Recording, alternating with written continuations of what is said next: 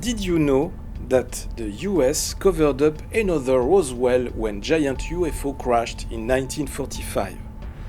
This is the story of Trinity, the best kept secret.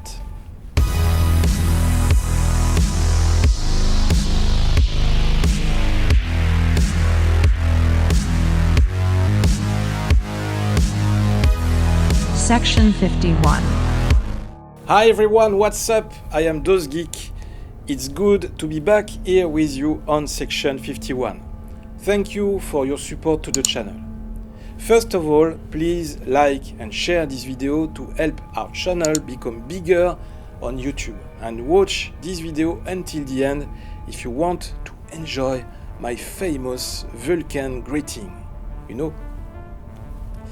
If you are ready, let's start right now.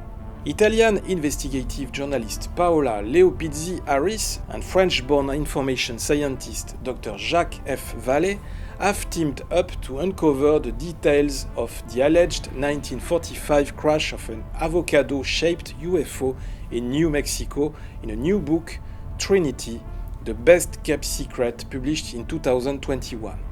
In this book, it is claimed that evidence has been uncovered to show a UFO hit New Mexico during a storm in 1945 before being hidden by the military. Over several site investigation surveys, Harris and Vallée, who co-developed the first computerized map of Mars for NASA in 1963, reconstructed the historic observations by 3 witnesses, 2 of whom are still living. They described to them the circumstances of the crash, with details of the recovery of a nearly intact flying vehicle and its occupants by an army detachment. 1945, White Sands, New Mexico, precisely 1 month following the Trinity atomic test. Jaime Baca and José Páez witnessed an avocado-shaped UFO strike a radio tower following a storm while herding cattle. A portion of the craft was destroyed, where it proceeded to crash some distance away from them. The 2 boys investigated and stumbled upon a dramatic scene: 3 small insect-like humanoids darting about the remains of the crashed ship. The boys watched for over 45 minutes. Over the next week, they would witness the army clean up the site, retrieve the craft, and as much debris as they could.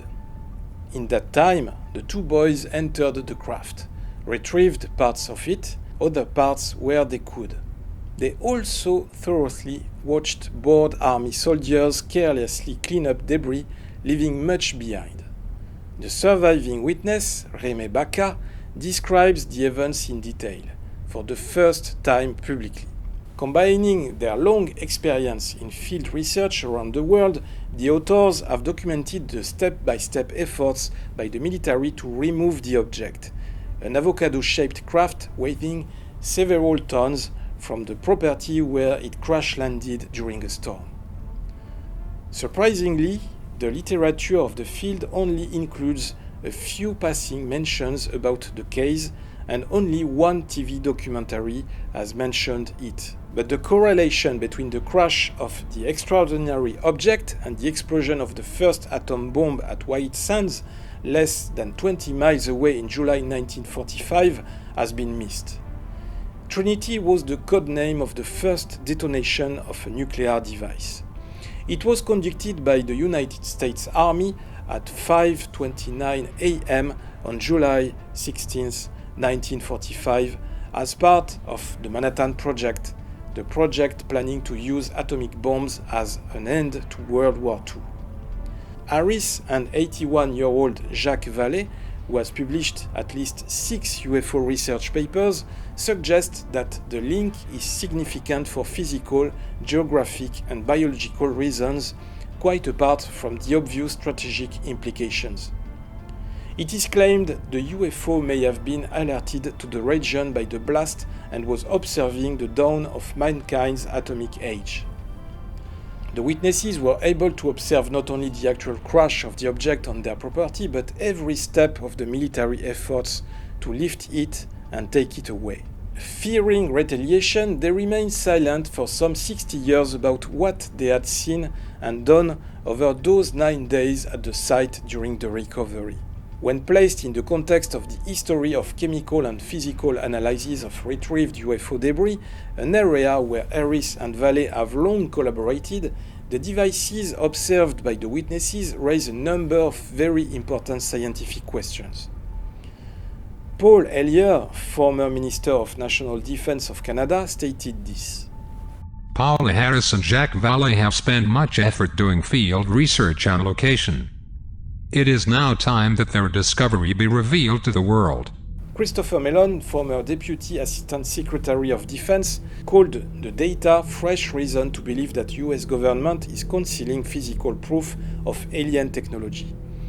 And Paul Hynek added that the research reveals a new UFO history. Up until now, the US government's earliest recorded recovery of a UFO was in July 1947, when a UFO reportedly hurtled into the ranch in New Mexico. Soon after, the military sensationally announced in a press release that the remains of a crashed flying saucer had been discovered in a desert in Roswell.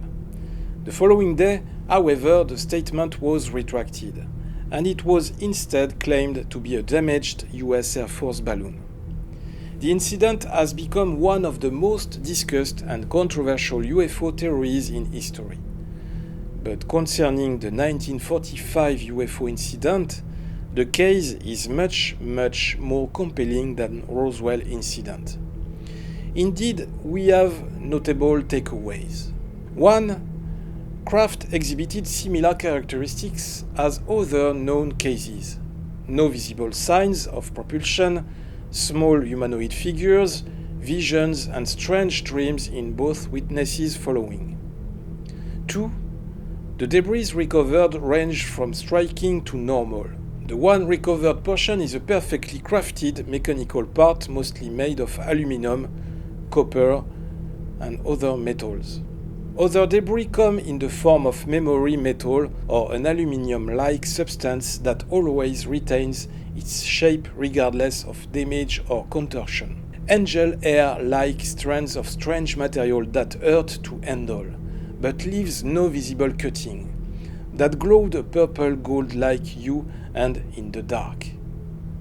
A chunk of aluminium-like metal that stayed cold all the time. 3.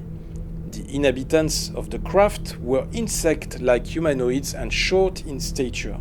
Remé describes them as short men instead of children. They wore coverall-like grey or white suits, but no helmet of any visible, and seemed to have the face of a praying mantis. The creatures seemed to glide across the ground as if levitating somehow, and darted around very quickly. All these claims are very intriguing. Yet, it is the result of a long investigation by serious researchers. Moreover, in this case, it would be perfect that US soldiers who participate in these covert operations come now to testify about what they saw during this incident. If all this is true, it would call into question decades of US government claims of the non-existence of alien visitors. It may also call into question everything that was said about the Roswell incident in 1947 and about the fact that there was no secret program of weapons or aircraft using alien technology. And now, since the UFO report in June, intelligence officials cannot explain what dozens of reported sightings are, but have appeared to rule out that the vast majority were not American military or other government technology. In these conditions, and if we still assume that this story is true, and sincerely, I think there is now no reason not to believe these claims, how do US authorities want people to continue to believe official speeches? What do you think? How do you feel about this behavior? How can you be trusted when you have been lied to for over 50 years? If they are able to lie to us on a particular subject, they are also able to lie to us on many other subjects. I think they are gonna have a lot of work to do to regain people's trust. Or maybe the ultimate solution would be to finally disclose everything. Maybe one day they'll be forced to disclose everything because they will have no choice. Maybe the big disclosure will happen because alien allies have decided to, or maybe because humanity will be in great danger. I hope you enjoyed this video. While waiting for the next video, you can leave me your reactions in the comments section. You can find us on social networks, Facebook, Instagram, Twitter. Please like, share, subscribe, support Section 51. I'll be back really soon. Open your eyes, watch the sky, live long and prosper.